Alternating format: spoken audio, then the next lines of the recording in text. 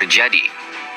3 lama pertama berujung kekalahan, bahkan hancur lebur di hadapan Jepang yang sakti. Skor 7-0 menandakan bahwa Tiongkok hanya tahu notasi, tapi tak mengerti ritme. Lalu kalah lagi dari Australia dan Jepang. Padahal di 2 pertandingan itu, penampilan negeri tirai bambu tak jelek-jelek amat. Yang absen karena cedera, kehilangan titik api utama dalam sistem 4-2-3-1 Yuning, striker jangkung yang bisa menjadi pemantul bola di udara. Skor 7-0 menandakan bahwa Tiongkok hanya tahu notasi, tapi tak mengerti ritme. Lalu kalah terjadi.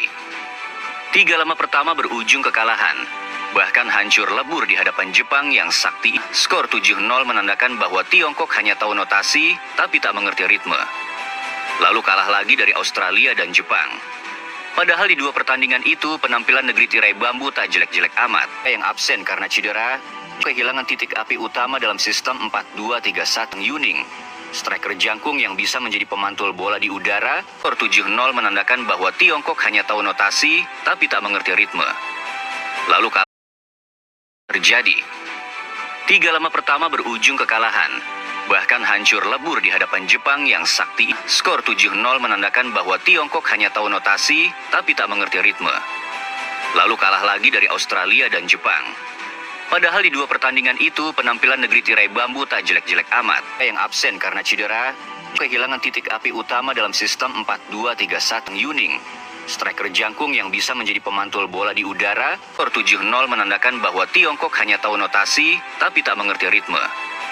Lalu kalah terjadi.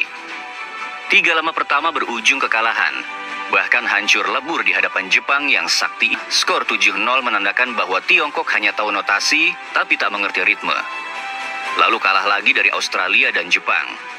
Padahal di 2 pertandingan itu, penampilan negeri tirai bambu tak jelek-jelek amat. Yang absen karena cedera, kehilangan titik api utama dalam sistem 4-2-3-1 Yuning, striker jangkung yang bisa menjadi pemantul bola di udara. Skor 7-0 menandakan bahwa Tiongkok hanya tahu notasi, tapi tak mengerti ritme. Lalu kalah terjadi.